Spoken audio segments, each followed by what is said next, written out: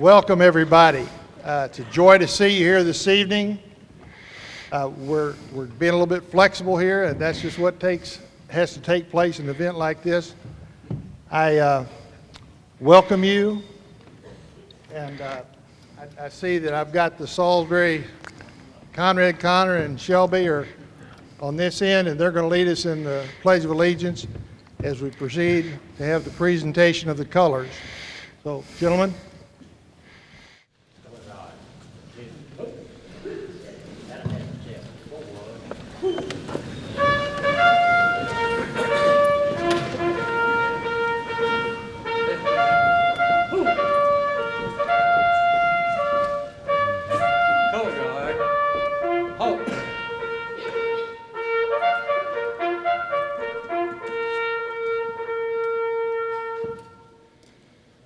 Present. Who?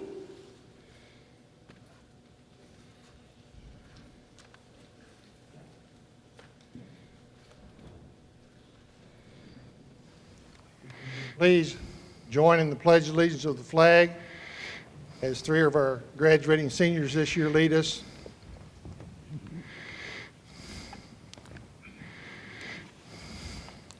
I pledge allegiance to the flag of the United States of America and to the republic for which it stands, one nation, under God, indivisible, with liberty and justice for all.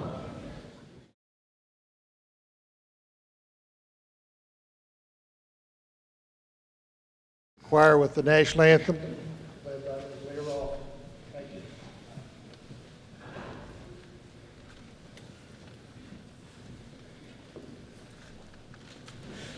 Oh, say, can you see by the dawn's early light what so proudly we hailed at the twilight's last gleaming, whose broad stripes and bright stars through the perilous fight o'er the ramparts we watched were so gallantly streaming, and the rockets' red glare, the bombs bursting in air, gave proof through the night that our flag was still there. Oh, say does that star-spangled banner yet wave o'er the land of the free and the home of the brave?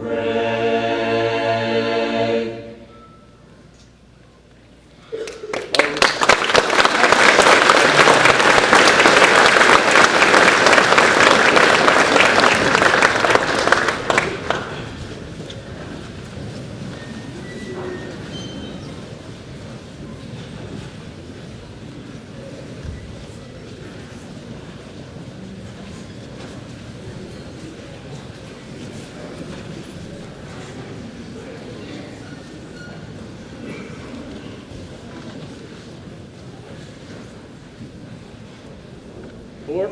Who? Left. Who's? Half step forward. Who? Left. Left. Left. Right. Left. Left.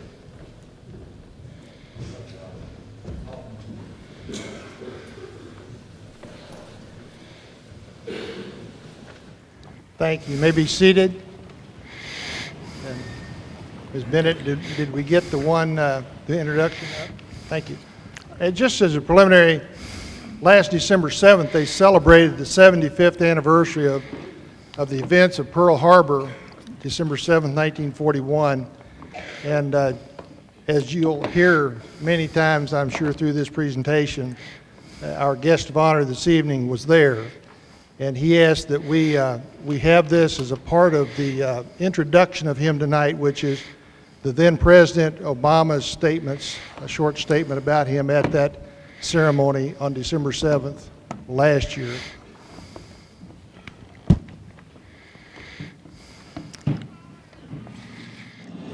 We honor Americans like Jim Downing, a gunner's mate, first class of the West Virginia. Before he raced to the harbor, his new bride pressed into his hand a verse of scripture. The eternal God is thy refuge, and underneath are the everlasting arms. As Jim fought to save his ship, he simultaneously gathered the names of the fallen so that he could give closure to their families. He said, "It was just something you do."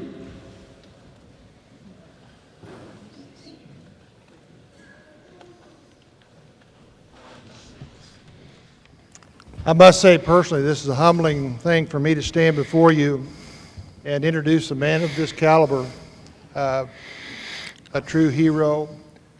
The focus of our invitation to each one of you was to come tonight to honor heroes.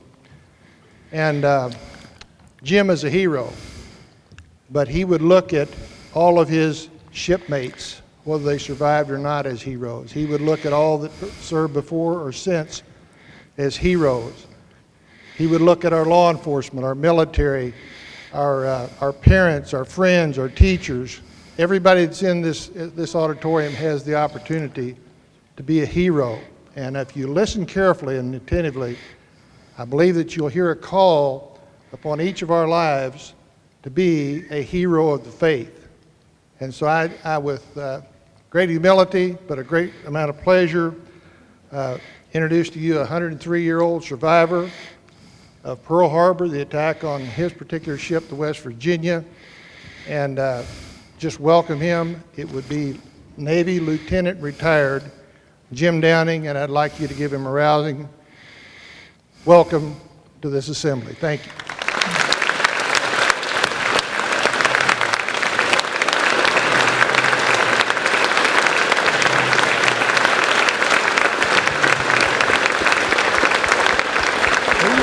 Let the chairs up here a little bit.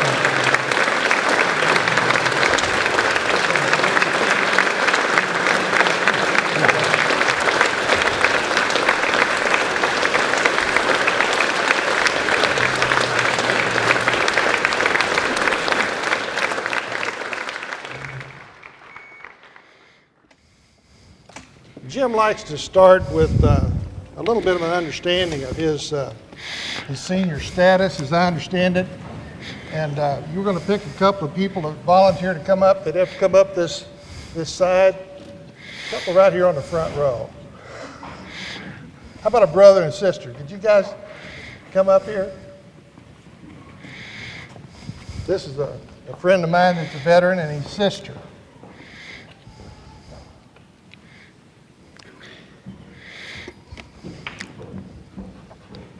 Jim, are you on? Age has its privileges, so I want to get a little more comfortable here. So, will you stand on this side, hold my hand palm to palm, face out this direction, and will you come on the other side? Push that chair back a little bit. And you stand on the other side. And take my hand in the palm of yours, just like this. Now, I'd like you to pull me forward about a foot. So would you stretch your arms out and pull? Keep pulling.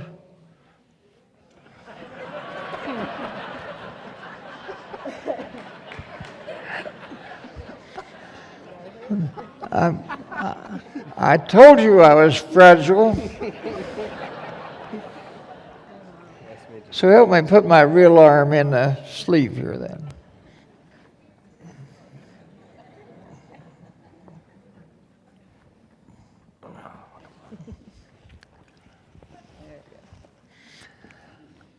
Thank you. Now, Larry, I'm going to pull over here and I'll get in this chair, shift over to you. Yeah. Thank you. Just run that up there someplace and turn the switch off.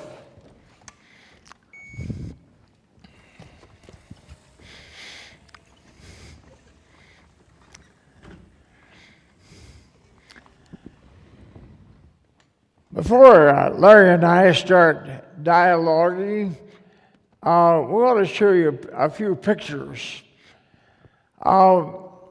We have some real great pictures of what happened on the morning of December 7th, 1941. The publishers of Life magazine had assigned a photographer to photograph a Pearl Harbor sunrise. So he had all of his cameras set up, and he got a lot more than a sunrise that morning. So will you skip the first, we'll skip some of the slides. But I'm here for two reasons, I think. One, because I'm the second oldest Pearl Harbor survivor, and the other is that I'm 103 years old. I'm often asked the secret of my longevity, and on my 100th birthday, I knew I would be asked the secret. So I looked online to see if I could find somebody who had been in this position before. And sure enough, I found one. This man told about it. He said when he was asked on his 100th birthday, what's the secret of your longevity? He said, spend a lot of time outdoors. Then he wanted to explain. He said, I was married when I was 25, and on our honeymoon, my wife and I made a covenant, and that was, whenever we had a disagreement, the loser would go outside.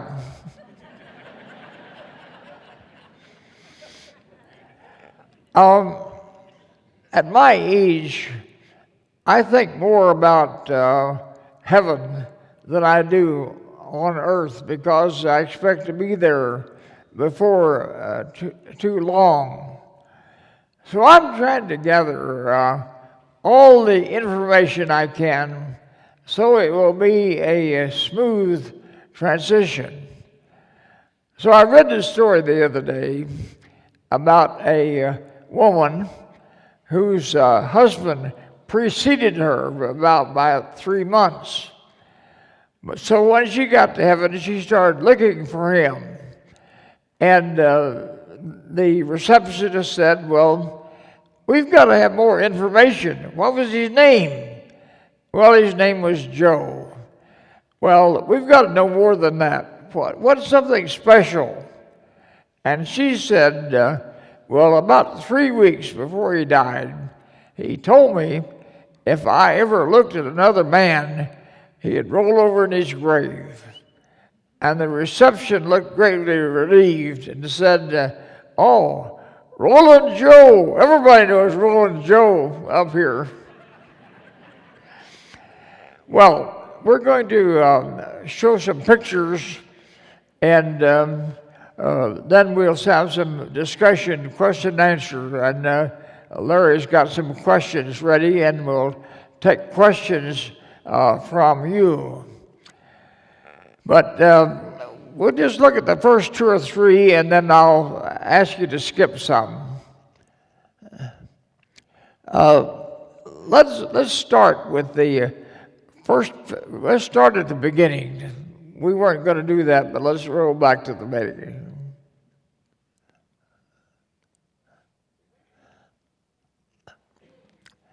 Okay, let's skip those. I'll just keep going. Yeah, let's start there on that. Now, how many of you are veterans here tonight? Well, we've got a good representation. Where every place there are 21 million of us who have become veterans in the last 75 years. Of that 21 million, 1.4 million are disabled. 250,000 suffer from post-traumatic distress disorder. 39,000 are homeless. And an average of 22 commit suicide every day. But this generation has kind of adopted veterans. So I speak for all the veterans when I say thank you for your attention and help and support of us. We'll see some pictures, some Pearl Harbor pictures in just a minute. But one of the things that I observed that morning was that everybody was a hero. Without any concern about their own lives, they instinctively did what was right.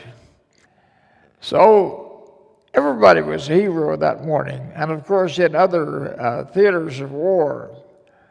So if the Department of Defense ever decided to decorate the people that deserved it, they would have to buy a copper mine in Utah and a cotton field in Texas and a dye factory in Hong Kong to mold all the metals and weave all the ribbons and color them that everybody deserves. So I feel strongly about that. Every veteran is a hero. Okay, the slide up here talks about the Japanese bombing Pearl Harbor. I have a question and an answer. And the question is, why did the Japanese bomb Pearl Harbor? I'm going to have the next one here.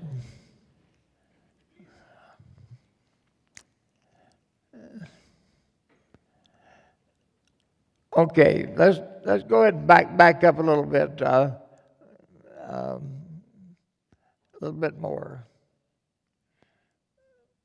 That'll load it right there. Where we got phase one, is that back one more? Yeah, here it is.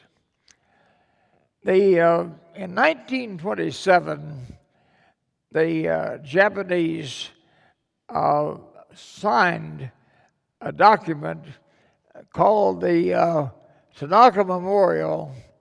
It was a three-phase operation to conquer the world. The first phase was to invade Manchuria to get raw materials they needed.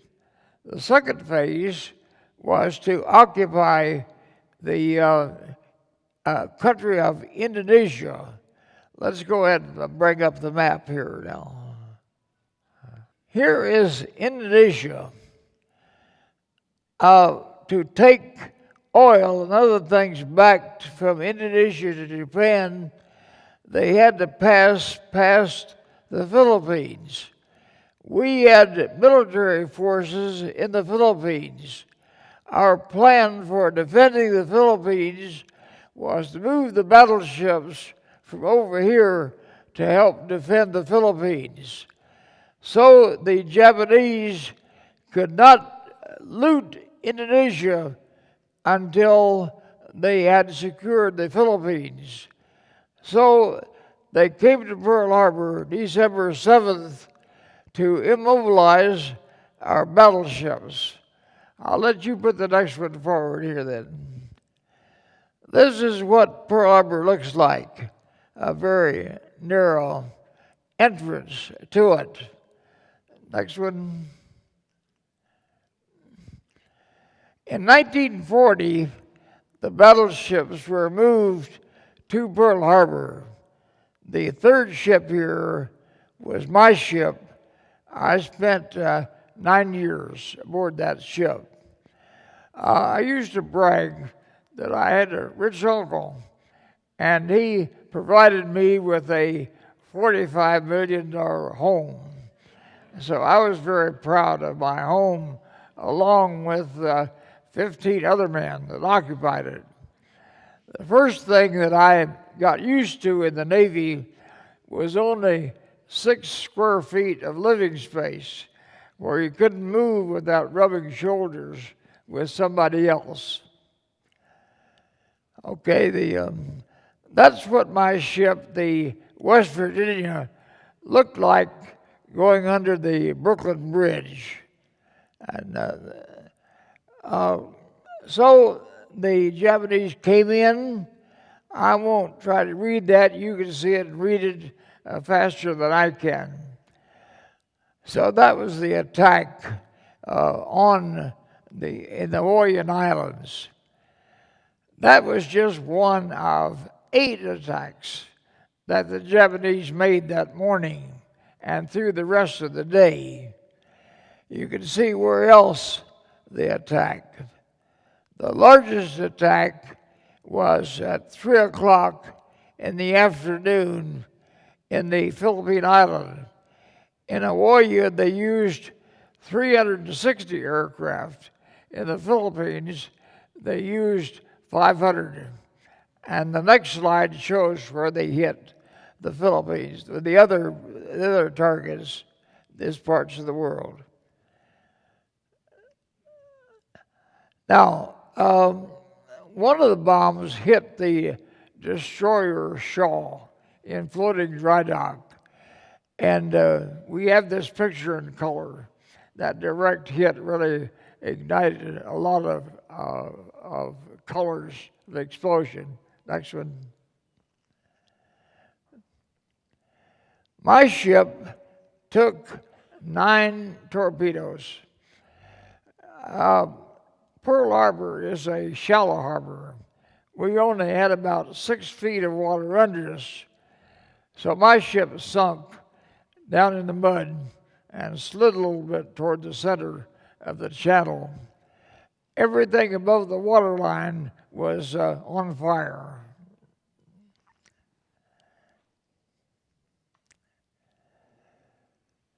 You can read that faster than I can.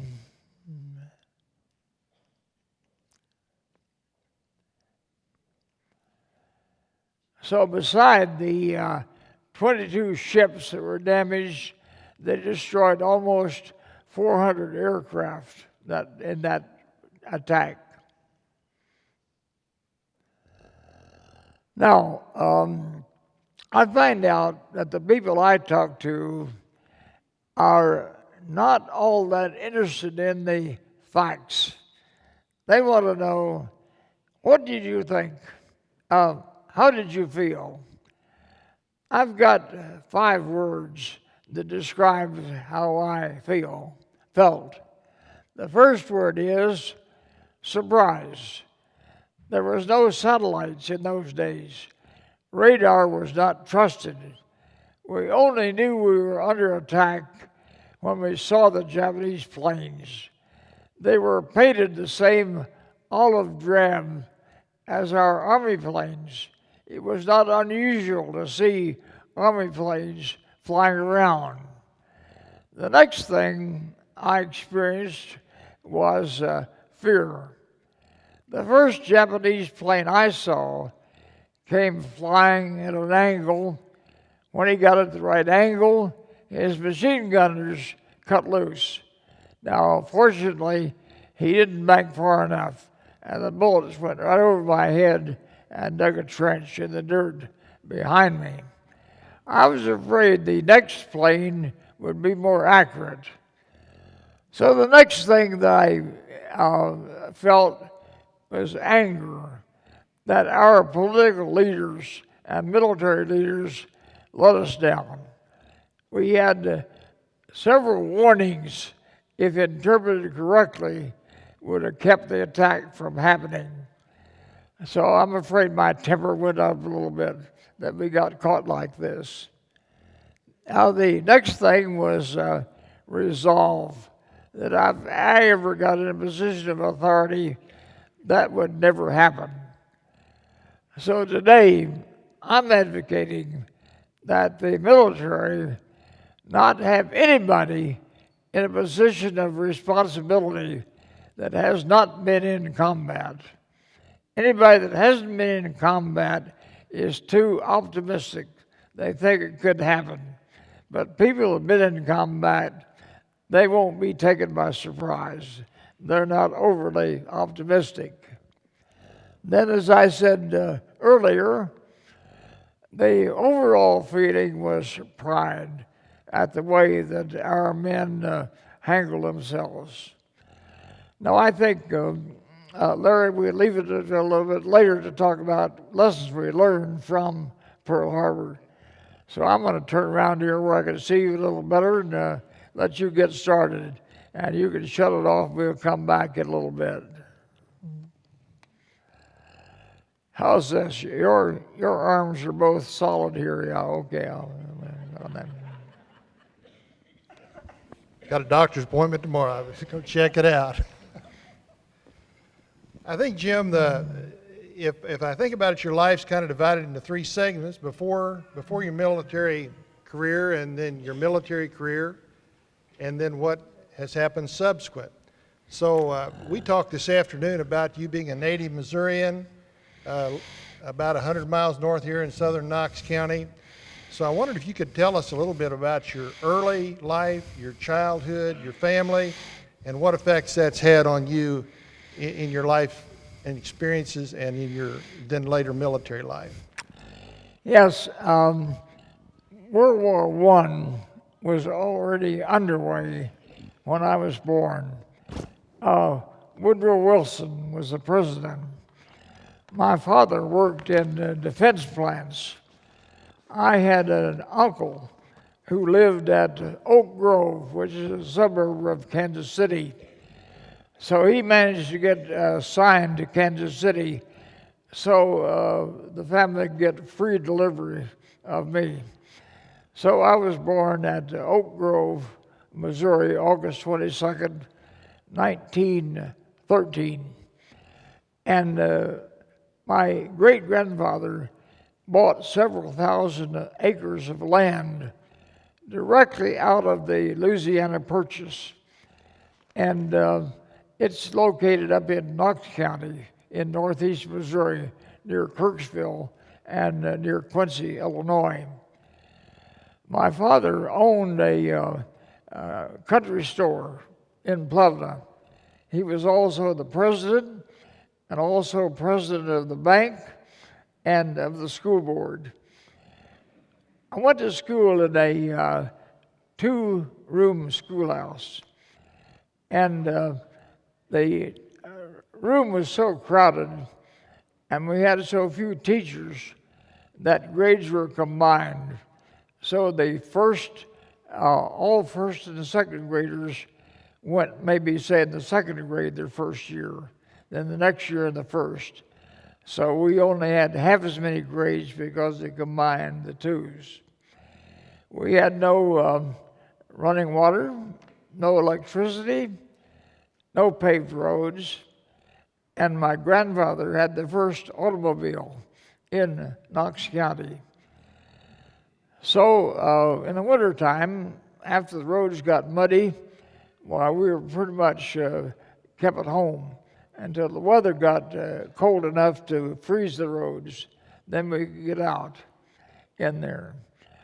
In the schoolhouse, we only had some wall maps, a set of encyclopedias, and a dictionary.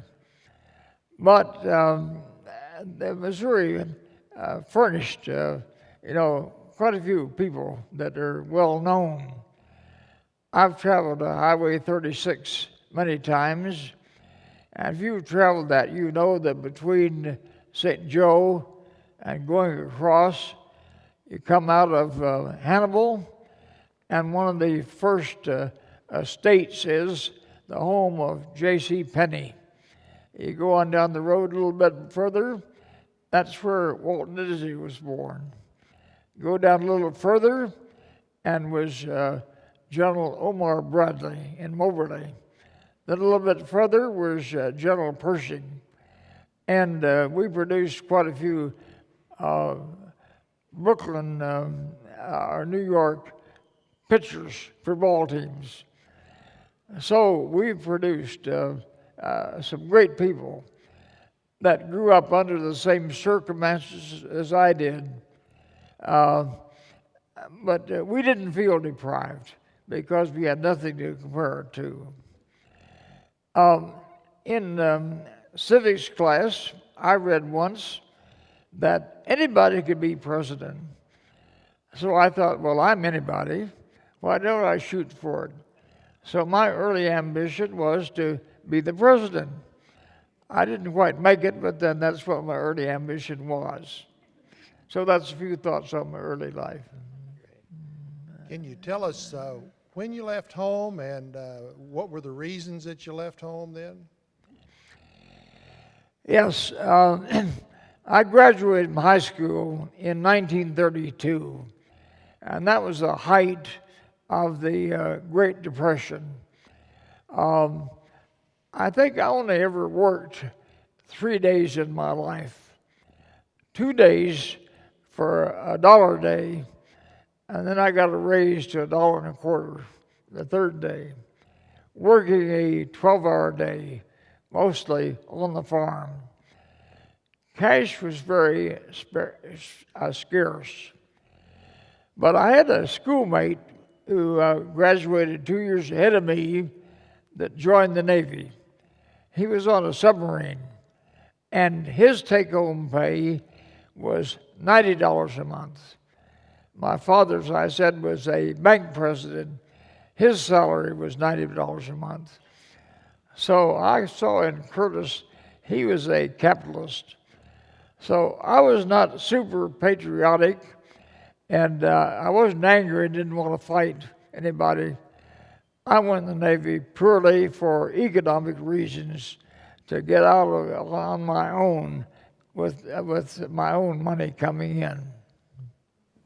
To kind of transition into your military career, you shared, I've heard you on occasions and in your book, about your experiences in the post office. Can you share that from Plevna and then transition that over to the West Virginia for us? Yes, everybody on a battleship has a battle station and then housekeeping duty is what I call it. So my military station was firing 16-inch guns. My housekeeping duty was I was the postmaster on the ship. Now that didn't happen for several years after I went aboard, but I worked my way up to that. And then can you share with us on the West Virginia what your job, what your duties were, your memories of that ship, the West Virginia? Yeah. Do you mean on December 7th or before? Before. Yeah. Well, 1,500 men is a small town.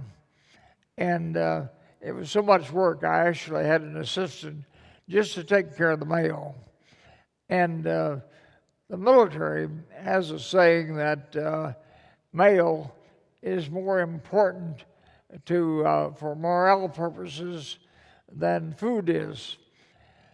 So when we're in port, pretty easy to get the mail. When we're at sea, we had 3 airplanes on the ship. So every time we got within a couple hundred miles of land, I took off on an airplane for shore to bring the mail back. So I was the envy of a lot of other sailors to be able to ride that airplane for a while. And also, it was considered hazardous pay, so I got double my base pay for flying in an airplane.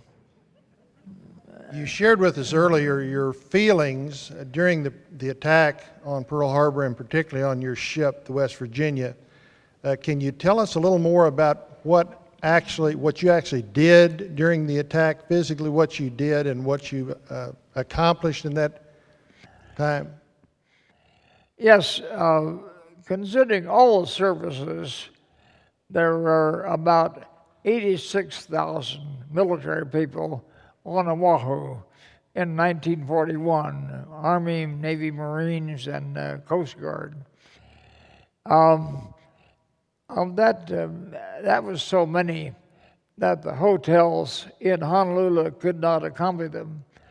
So the military required that all single military people had to be back at their station at midnight. Now, I'd been married for 5 months, so I was able to stay ashore overnight. My wife and I lived about 15 minutes from the harbor. So we were having breakfast, heard these explosions, turned on the radio, and the announcer said, "We have been advised by Army and Navy intelligence that the island of Oahu is under enemy attack. The enemy has not been identified. Stay tuned." So in a couple of minutes he came back on and said the enemy has been identified as Japan. In the meantime, I'd gotten into my uniform and rushed down to the harbor. That was my first thought, that that's where I needed to be. But as I went out the door, my wife gave me a verse of scripture and said, "The eternal God is your refuge, and underneath are the everlasting arms." When President Obama gave this speech, he included that. But the censors cut that phrase out in this clip that you saw. But I got it put back in because the president seemed very comfortable quoting scripture. So by the time I got to the ship, it was sitting on the bottom, everything above the waterline on fire. The battleship Tennessee was tied up alongside. So I got on the Tennessee, slid down a gun barrel to my ship, and got a fire hose to try to put the fires out. We had live ammunition up and down the ship, and I knew that would cause secondary explosions if the flame got through. So I tried to put out the fires, but there were bodies lying around, and I didn't know whether they were just knocked out or whether they were killed. So I decided I'd check them out.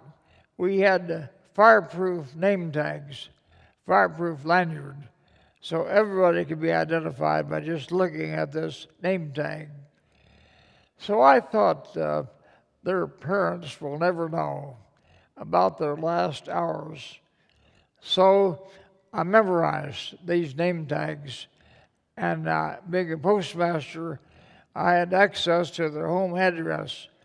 So I sent letters to everybody I identified to their parents, telling them what had happened. By noon, the fires were all out, and I went over to the hospital, to the burn ward, where about 100 people were in suspension with their hair burned off. They were blind, badly burned, and thought, now, maybe I can do them a favor. So I took a pad and said, "If you will give me your parents' address and dictate a paragraph, I'll see that they get it." So I spent the afternoon taking down these letters, and I was amazed at how optimistic these guys were. Most of them died that night, but their message to the parents was, "I'm okay. Don't worry about me. I'll be home for Christmas." No complaint at all from them. So that's how I spent the rest of the day. Now, we were all homeless at that point, many of us, a couple thousand. The Navy had just completed a sports arena, and it was named after an admiral in the Block Arena.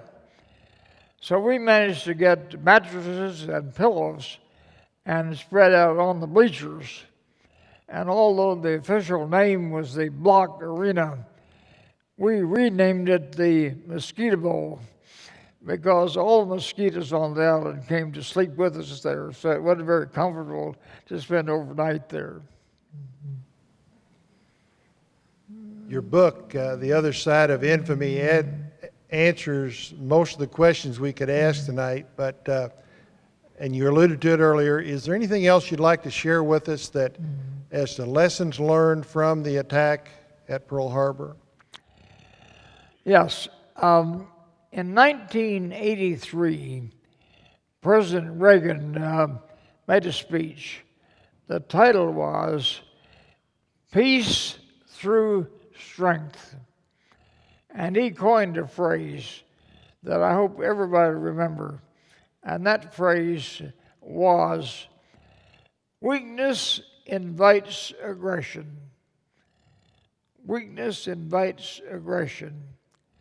The Pearl Harbor Survivors Association has a motto, remember Pearl Harbor, keep America alert.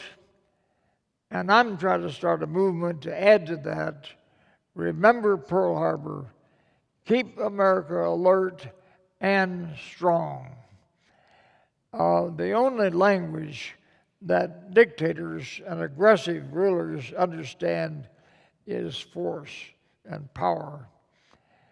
And I saw a no parking sign the other day. It said, don't even think about parking here. And what I thought, we must keep America so strong that no dictator will even think about attacking us.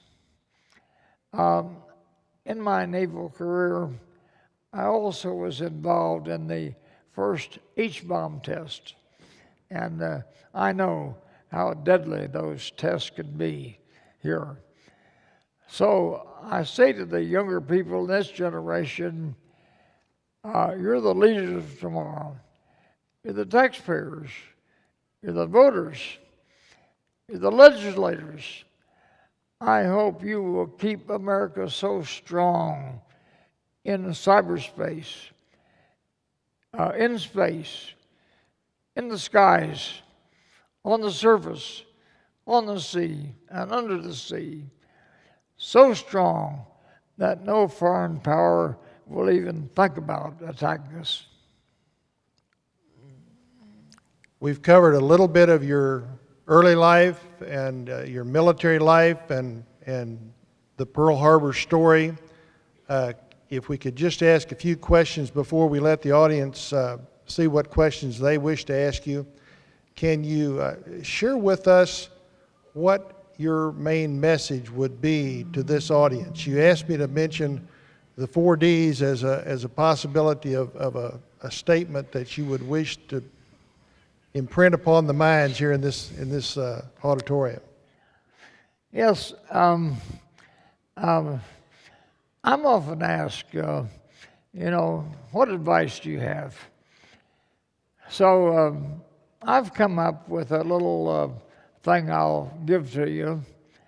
It's what I call God's formula for fulfillment.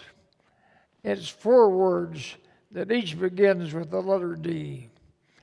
And the first is, whether you're a student, recent graduate, or in an assisted care home, or any place in between, I think these 4 words apply.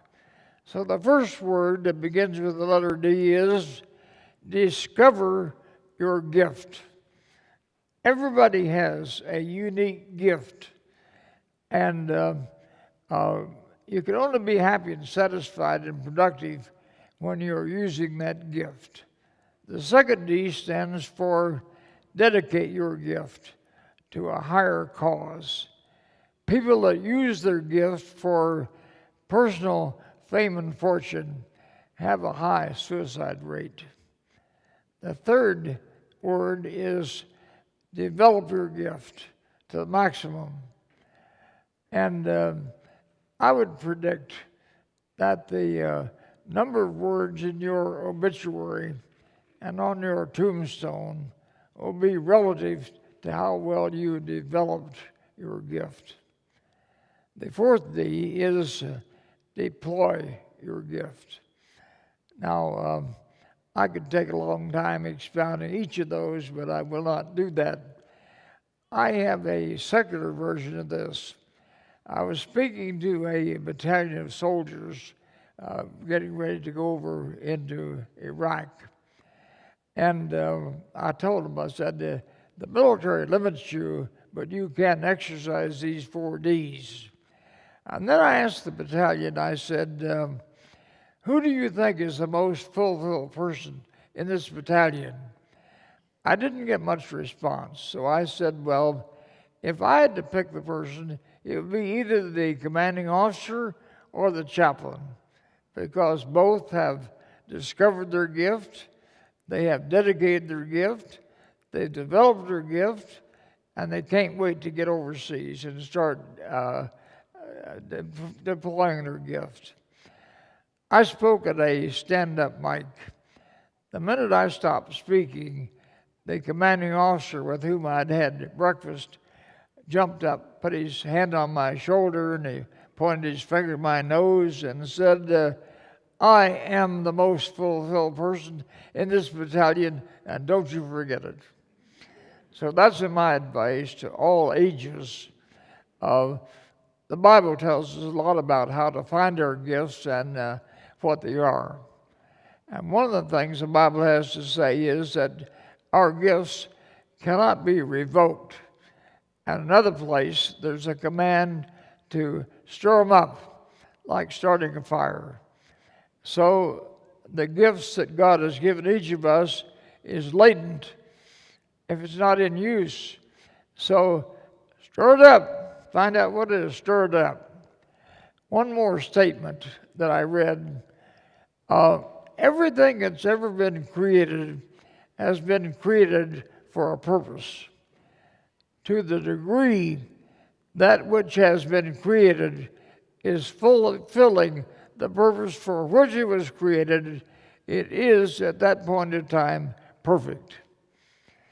So that's where fulfillment comes, is in what I've just said about the gifts. I think one more question before we turn it over and see what questions the audience might have. If I'm understanding right, you've spent about 80 years in one capacity or another with the organization called the Navigators.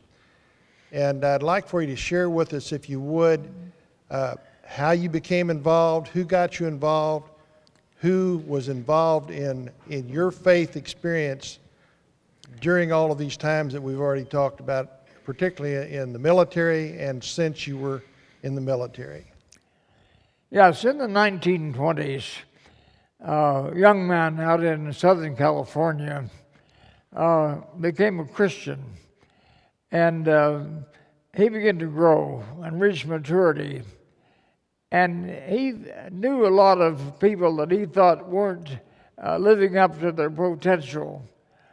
So he tried to bring every Christian that he knew to maturity, believing that whenever a person or an apple tree or an animal is mature, it reproduces. So his life was given a passion to bring people to maturity. He got acquainted with 4 sailors aboard the ship I was on, the West Virginia. And then they turned around and worked on me until I come to accept their faith. So I was number 6 in the organization, which today is in 110 countries with about 6,000 active staff. And every place you go, including Missouri University, I met with students from there. We're trying to bring people to maturity so they will reproduce. That's the Navigators. Is there anything else you'd like to share with us about your faith right now? Well, I remember when I was in the 6th grade, at graduation. In those days, in addition to having commencement inspirational speaker, the schools all had a baccalaureate sermon. Pastor delivered a message. So this pastor, at this particular graduation I'm talking about, closed his remarks by saying, "Get acquainted. My best advice to you is to get acquainted with Jesus Christ. He will turn out to be the best friend you'll ever have." Well, I put it off for a while, but 82 years ago, I took that advice, and he's proved to be the best friend. Recruit training was kind of rough on me. First time I've been away from home, and the demand's pretty great. And at night, I thought if I just had a brother here, one of my brothers, it'd be easier, because there were 2 brothers in my company.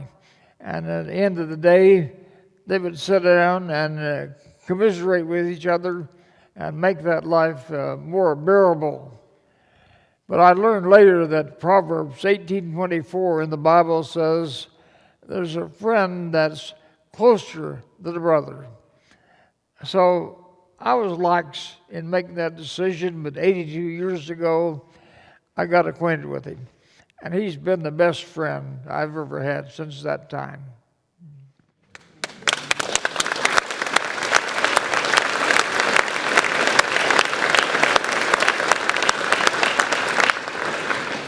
Principal Matt Smith is making his way up here, and he's going to field questions for anybody that wants to ask Jim another question. We could probably go on all night. I do want to say something. We had a planning meeting about a week ago with some Navigator staff, and I was just commenting on how the plans here and so forth. And I want you to know that these men sat there, and it's not to pat ourselves on the back too much, but they said, why can't every high school be like yours?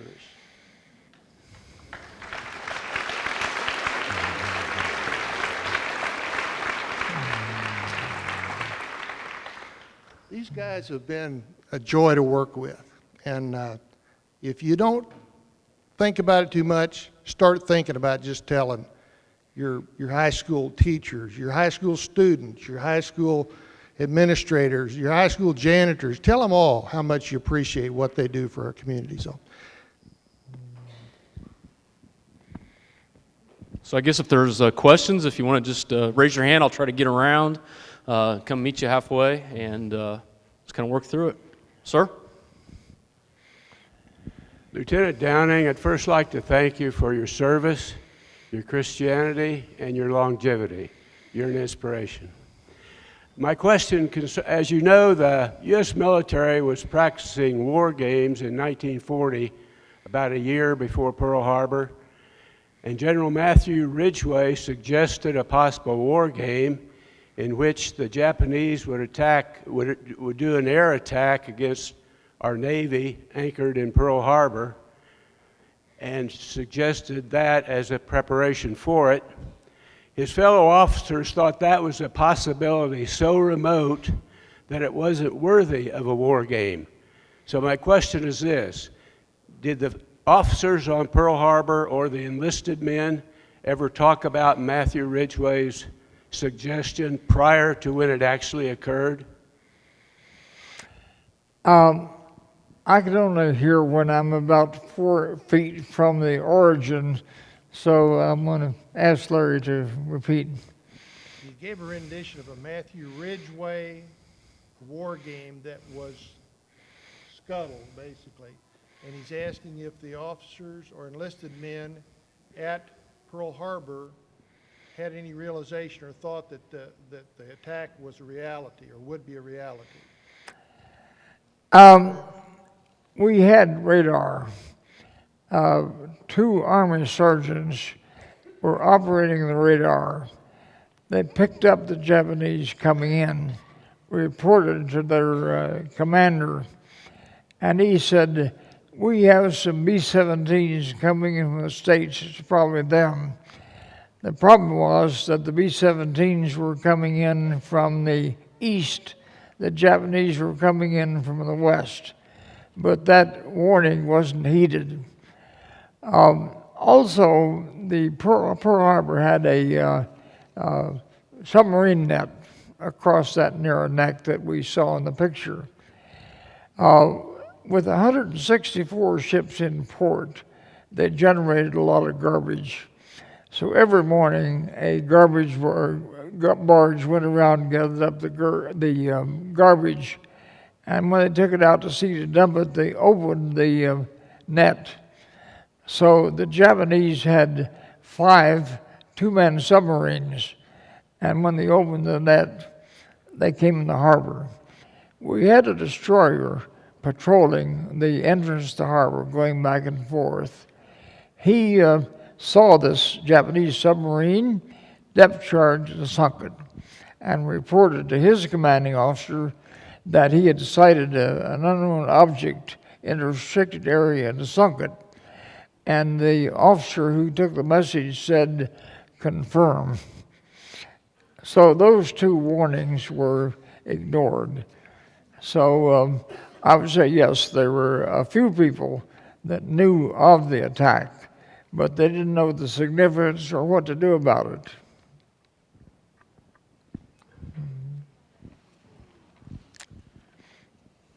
Further questions?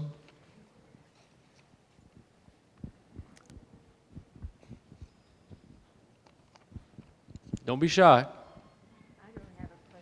I don't have a question Okay. for him, but I'm wondering if how many people there are here who knew Pearl Harbor survivors. Everybody here, the question was how many people here have known Pearl Harbor survivors?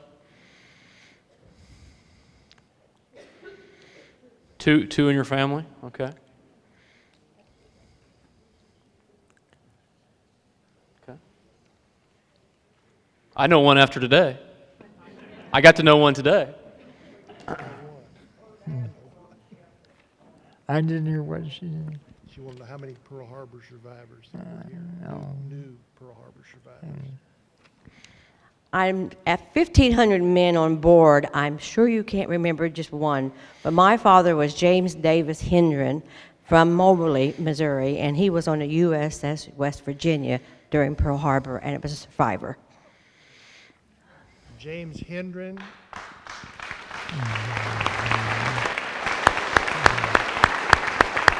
Was on the West Virginia. Would you happen to remember him? The name is familiar. I couldn't place a name and face together at this point, but the name is very strong in my memory.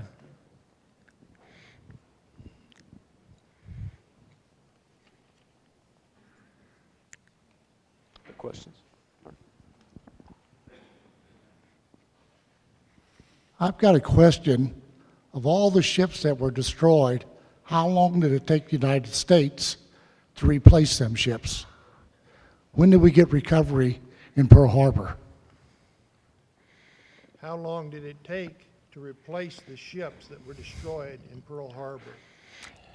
The Arizona, of course, was completely destroyed.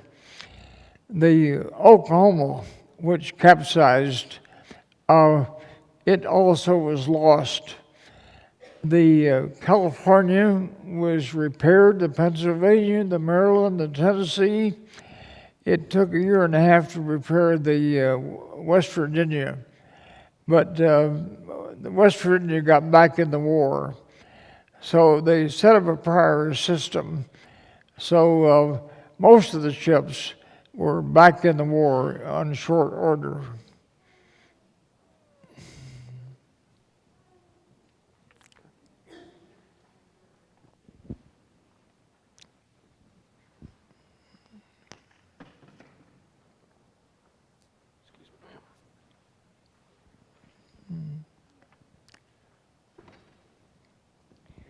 Who was your heroes?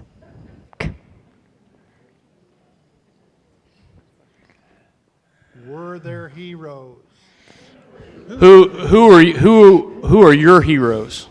Who were the heroes? Everybody was a hero. And any military guy risking their life is a hero.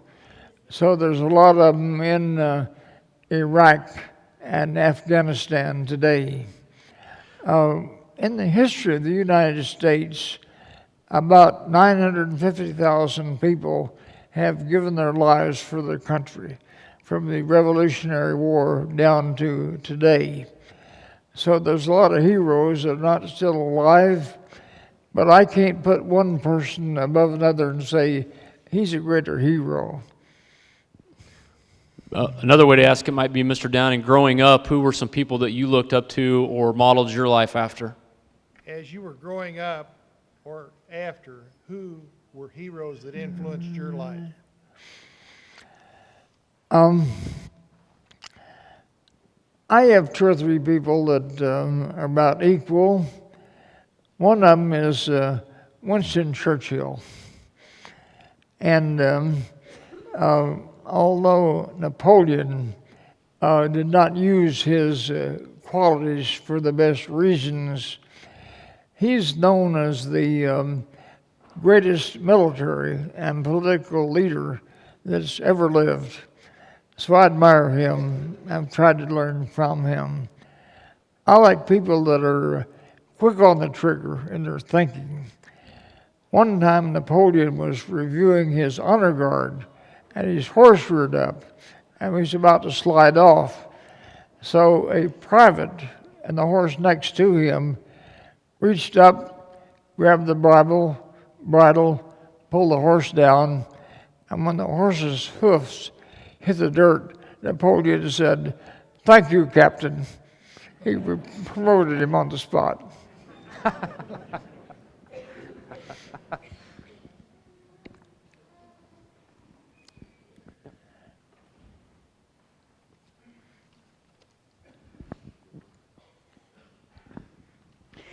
Everybody took part in World War II, even the children going to school. I was 9 years old, and we threw our tin cans up on a big, tall pile to have them melted down and used, and we saved our dimes and filled up little books, and then when that book was full, it turned into a war bond, and I was thankful that everybody took part in World War II. Any comments on what the civilian population did during World War II to support the war effort? Yes, the civilian population made great sacrifices and really produced the weapons we needed to win the war. So they were heroes equally. And of course, I saw that when so many men were mobilized. There was, what was his name, Millie the Riveter, and the women were working in Navy yards. They were doing all kinds of job at home. So the World War was a joint effort of the civilians and the armed services. Now, as a Pearl Harbor veteran, and others I know have said the same thing, we never heard anybody say thank you for your service for 50 years. After that, we threw uniforms away and tried to forget about it. But the generation that were a part of the war, they were a part of it, so they had to thank themselves as well. The next generation was a little weaker, the next a little weaker, the next a little weaker. Today, there's a generation of young people who are thankful for their freedom, and they want somebody to thank. So the veterans are enjoying the best any veterans have ever had today by this generation who thanks them for their freedom.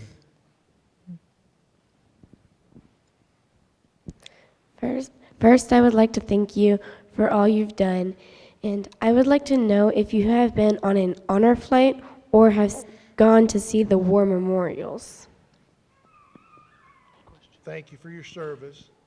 Have you been on any honor flights or to any of the war memorials? I've been to the war memorials. I have not been in an honor flight. The state of Missouri is ahead of every other state in helping veterans and promoting honor flights. So veterans from all over the country, thank you for that. I hope to take one sometime, but up to this point, it hasn't fit my schedule.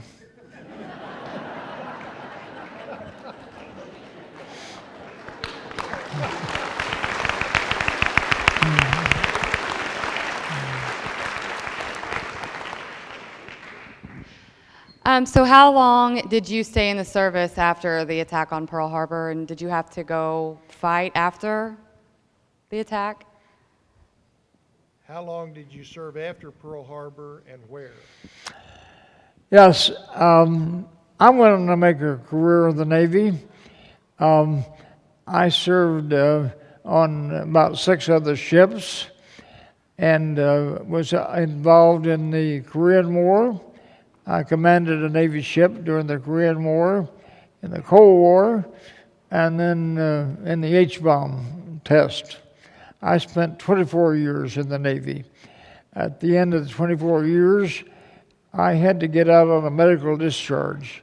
So I'd still be on active duty if it'd keep me, but they kicked me out with a physical disability.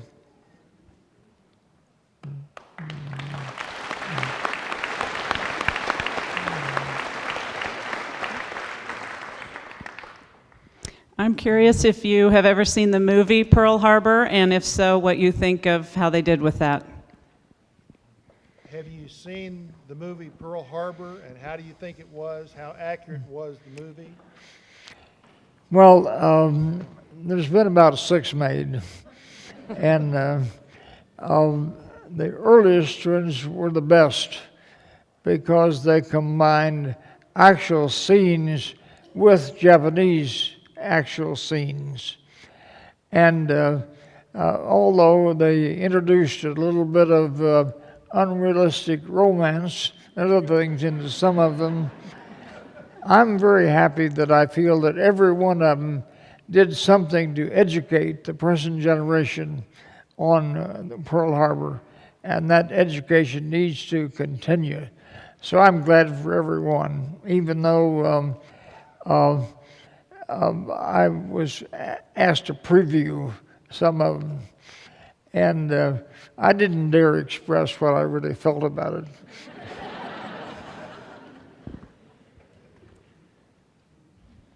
So your wife was in the harbor, or about 15 minutes away from the harbor in your home.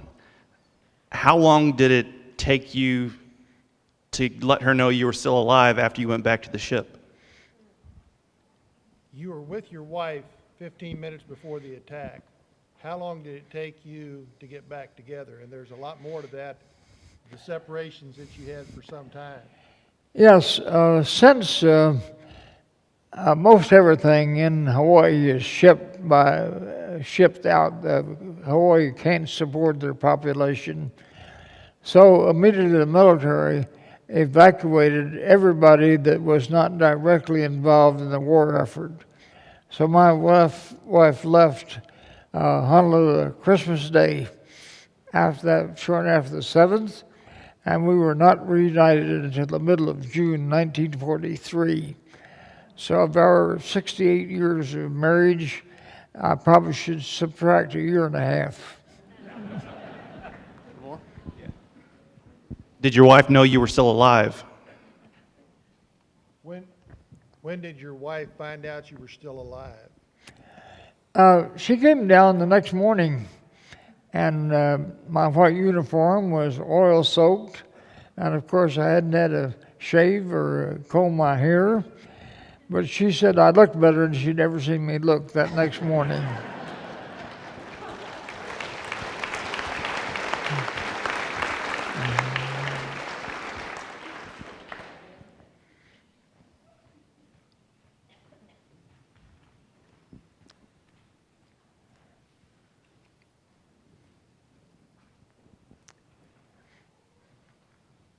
I saw a hand over here somewhere. Oh, Okay. I really didn't have too many questions, but I know how humbling it is to visit Pearl Harbor. Also, my husband was stationed, I was along with him, at Fort Shafter, kind of close to Pearl Harbor, in 1970 and 71, which the alternative would have been Vietnam. And he was also postmaster of his special weapons unit. And I was really thankful that he didn't have to go TDY and go to Johnson Island and barrel up Agent Orange. You're familiar with that and the heartbreak and all that came with that. But General Omar Bradley, he was actually born on my father-in-law's farm. So we know exactly the spot where he was born. And that's humbling also. And I was just wanted to praise God for my husband's military experience. It was a good experience. He was blessed, and he didn't have to go to war. But he called, when Uncle Sam called, he served his country, and I've always been very proud of him. And I'm also very proud of you, and very humbled to be in your presence. Thank you.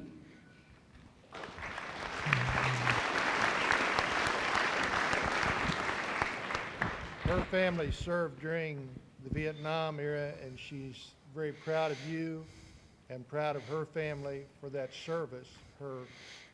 Who was the postmaster? Your father-in-law? I think her husband was also a postmaster, if I understood correctly. Any comments that you'd like to make about those here that are veterans of the Vietnam conflict? Yes, I feel that you've been shamefully treated. That the Vietnam War was not a popular war, and a lot of the discontent came to you. But you were the greatest heroes. And today, of the 21 million veterans, 7.5 million are Vietnam veterans. So I hope the nation can make up to you the mistake they made in not giving you their full support.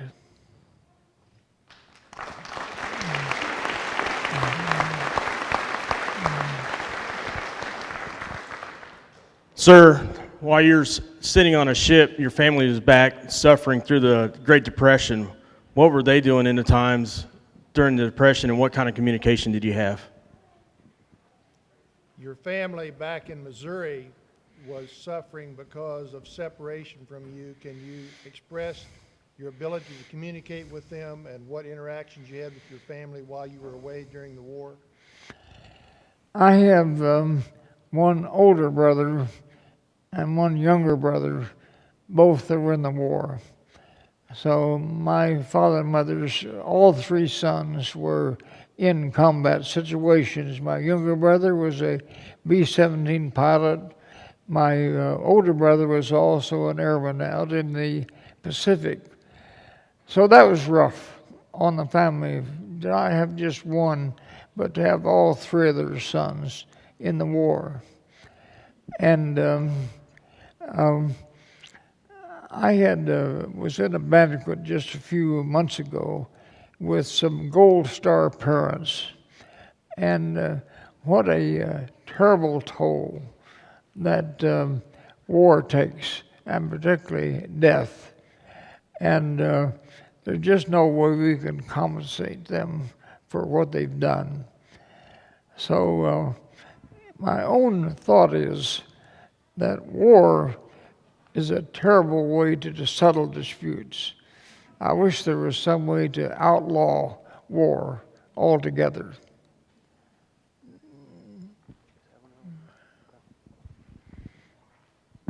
Okay, I have another question.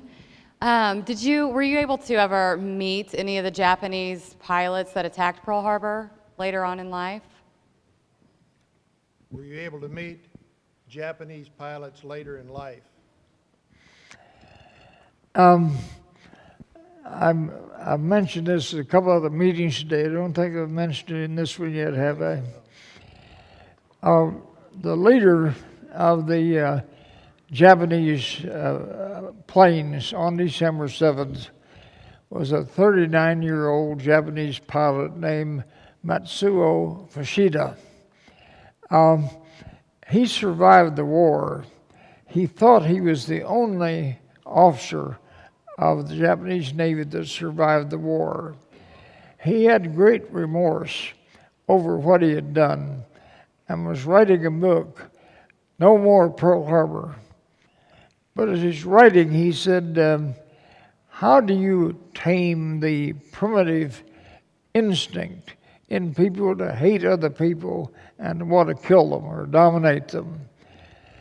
So he got bogged down in his book because he didn't have any solution. In the meantime, an American who was a prisoner of war by the Japanese named Jake DeShazer got hold of a Bible while he was a POW. And as a result of that, he became a Christian. He went to Bible school in the U.S., went to Japan as a missionary. So Fushida got hold of this tract, and he said he had a solution to the instinct of hate and so forth. So he got a Bible, and as a result of that, he became a Christian and became an evangelist. 12 years after the attack, he came back to Pearl Harbor. He wanted to lay a wreath on the Arizona. Some of the Christians had a reception for him, and I was invited to that reception. And as my wife and I approached to shake hands, my wife was very emotional. And she said, "Isn't it wonderful that we who were enemies could now be brothers and sisters in Christ?" I was not that enthusiastic. As I approached him, I couldn't help thinking about the last time I saw him up there in that plane bombing the ship next to mine. But as I listened further to him, read about him, I'm convinced that his remorse was genuine. So I said, well, now, I've done a lot of wrong things, and God has forgiven me. I think he's done more wrong than I have, but God has forgiven him, so I need to also. So I accept him as a Christian brother. Well, he is in heaven now. He is near. Now, as far as people in the nation, it seems to me that it is just natural for people of different nationalities to love each other. They're curious about each other. And you can go to any international airport today and see how many people are going someplace else, to some other country. The people of the world love America. During the Cold War, the hottest item on the Russian black market was American jeans. And a friend of mine who spent a lot of time in China told me the favorite play game of young guys and girls is cowboys and Indians. So on a people-to-people level, there's not that hatred, there's a love. But some ambitious dictator comes along and poisons their minds with lies and propaganda. So I love the people, but I can't say the same about their leaders who tell lies and poison whole populations against other people, as we have had in almost every generation, including this generation.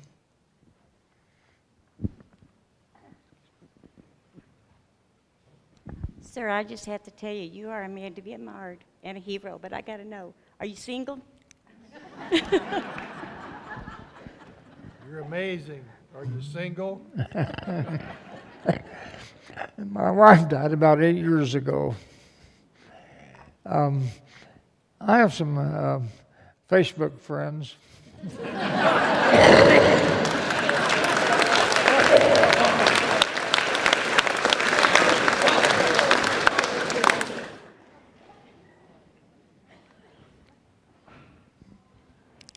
On the subject of people that died during the war, I had two neighbors, sons, and one of them was my fourth grade school teacher.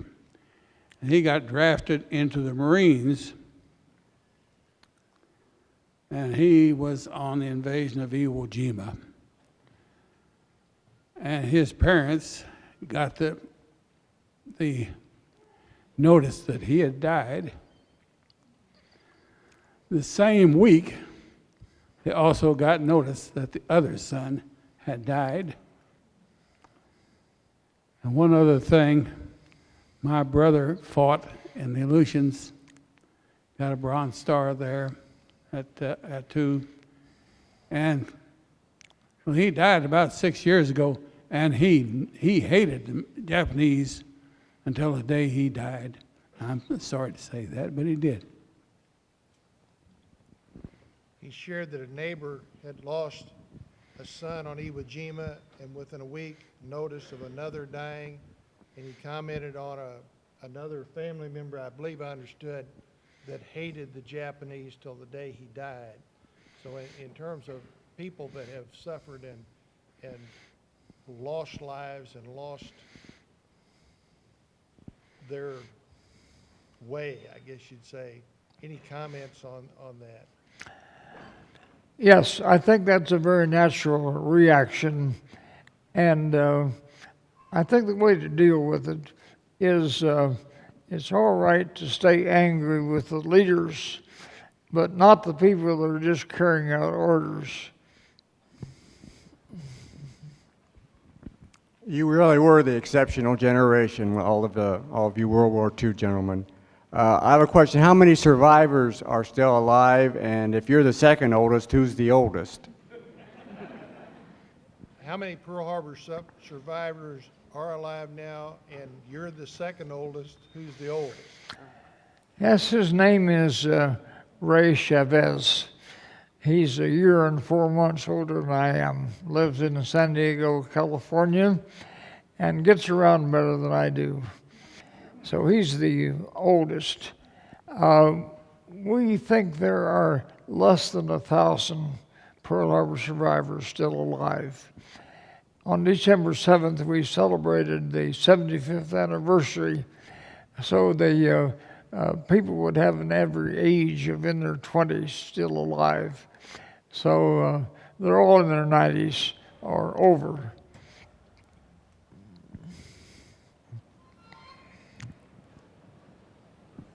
Do you see any more out there? I don't see it.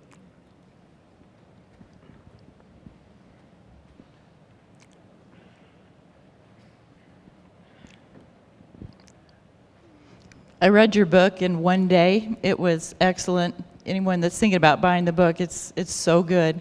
And I'm curious, I know you had a big family, and if any of your sons or daughters got involved with navigators or in the military. She read your book in one day. It was marvelous, and wondered if any of your rest of your family were involved in the navigators. Yes, not to the extent I've been, but my children went through the youth camps that we have, and others are involved. Thanks for mentioning the book. The feedback I'm getting is that most people that pick it up read it through in a day. They couldn't put it down, so I'm glad that happened. And my assistant's back here at the book table in the back, so you people on this side will have to pass her to get out. I I hope she won't let you out without stopping there. Sir, earlier you talked about how war can take a family apart, and I was wanting to know, because you mentioned that your brothers were also deployed in kind of the same area where you were at. Were you ever lucky enough to meet your brothers during the war, and were you lucky enough to meet them after? I think I'm hearing correctly that he wants to know if you met your other brothers during the war. Yes, and the answer is no, I did not. My younger brother, was a B-17 pilot. As I mentioned, over Germany, flew 35 missions. My other brother was deep in the Pacific, and I didn't get out of Pearl Harbor for a year and a half after the war.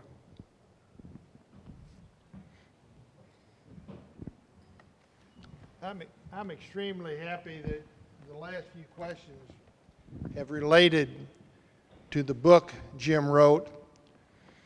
And I would like to just ask him a couple of questions, and then we'll close. The first one, can you give us some idea of what inspired you, what caused you, what your thought process was in deciding to write the book, The Other Side of Infamy?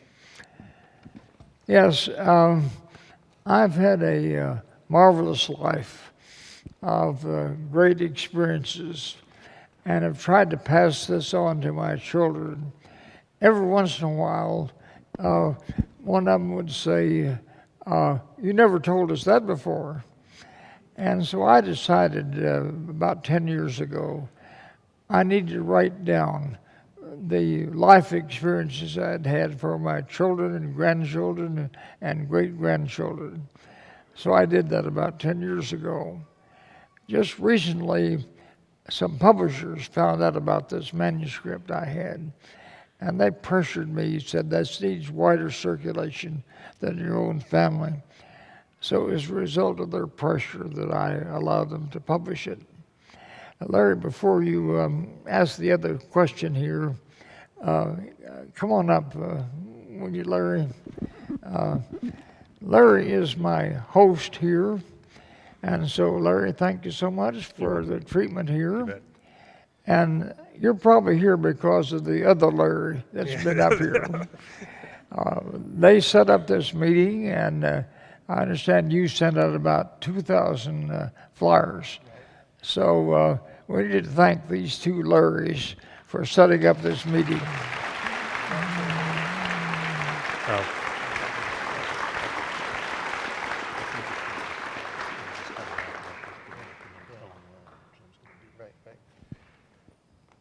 We're going to close. This question's hard for me to ask, but I read the book, and I'm not an avid reader. It took me a while to read the book. It wasn't one day, but I got to a section on page 117, and Jim and I talked about this a little bit this afternoon.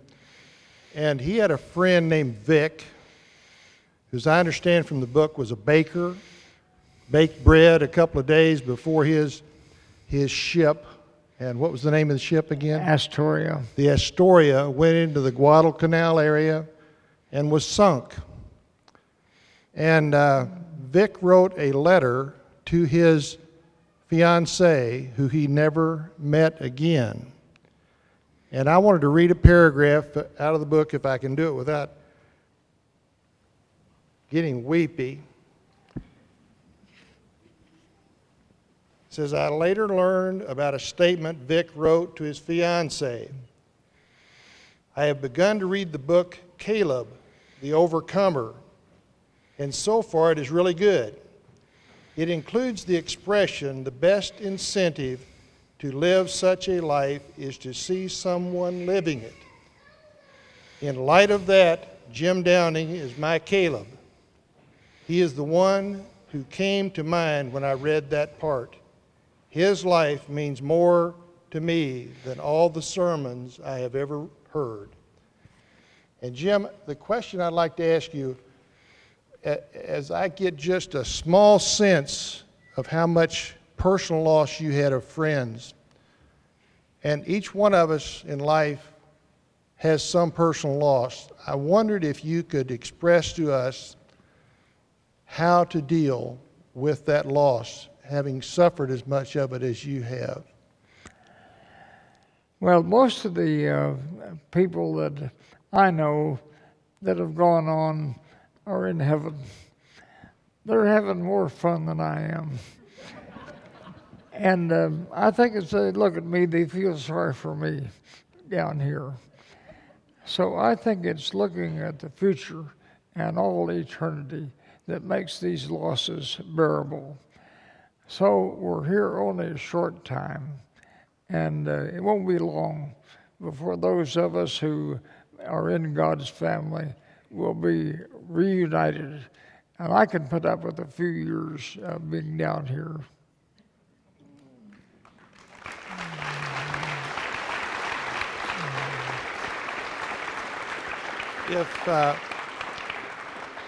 Can I take just a couple more minutes? I'm going to have him pray for us. Okay.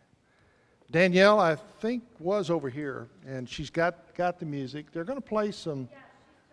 Okay. We're going to start playing some music, and I'd like some audience participation if we could. As these songs of the branches of service are played, I would like those veterans that recognize their song, I'd like for you to stand. Are we ready?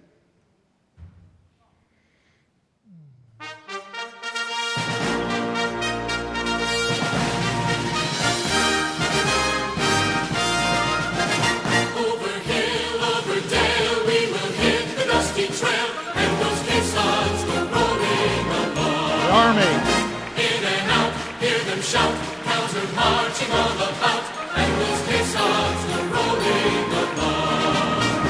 For it's high, high heat, the field artillery. Count out your numbers loud and strong. 2, 3, 4, 1, 2, 3. And wherever you go, you will always know that those caissons go rolling along.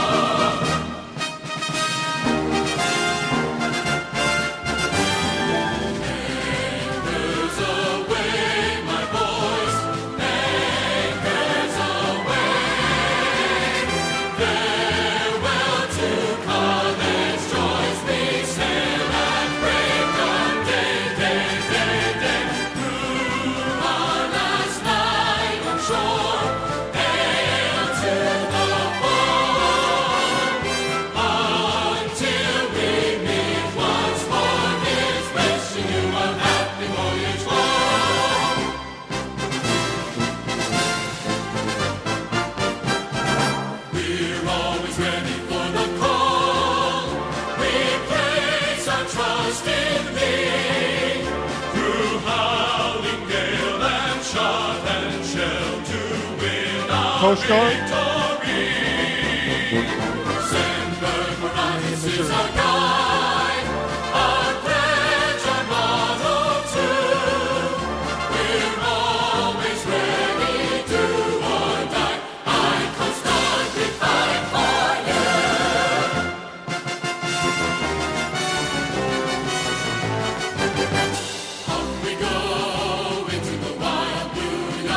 Air Force.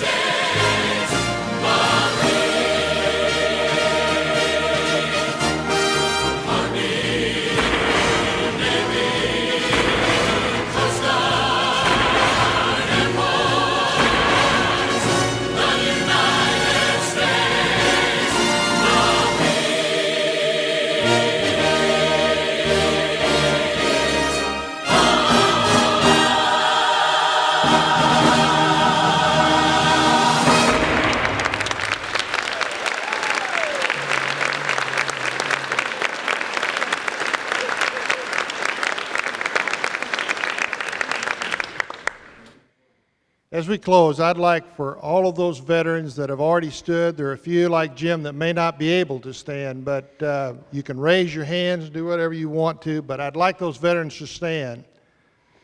Would you stand, please, all of you?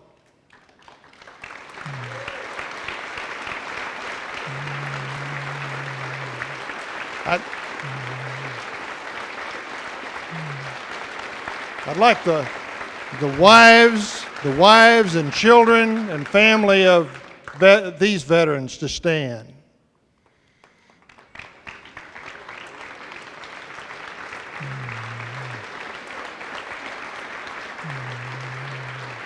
If you have other family that are veterans, I'd like for you to stand.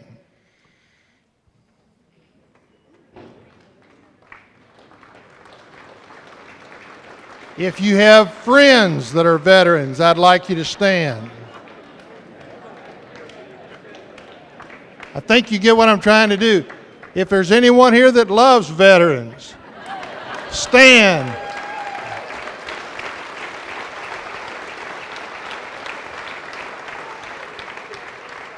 Jim, I think almost everybody in the room is standing, if I can see well. And what I'd like to do as we close, we have come together asking you to honor heroes, and that includes us all. We are all potential heroes, and we appreciate you. And the love we can feel for each other in a community like this is just beyond explanation. I would like for Jim to close us in a prayer for you as we close this evening. Then he and Carol Lucky Dodge, who is his assistant, is at the back. There are books. You can shake hands. Jim will visit with you as long as he can. So I'd like for Jim to just close in prayer and pray specifically for this group gathered tonight. Okay, let's pray. Our Heavenly Father, thank you that you are so interested in the affairs of men and government. Thank you for this great nation you've given us, and for those who have protected it, and particularly those that are here tonight. You give us promises in the Bible, and one is that you will direct our paths. So I pray that in every case of every veteran and their dependents, that as they go through life, that you will direct their paths. You've already promised to give them the desires of their hearts. The only way that can be done is for you to be present in our lives. And so I pray that you'll give everybody here the very desires of their hearts, and ask this in Jesus' name. Amen. God bless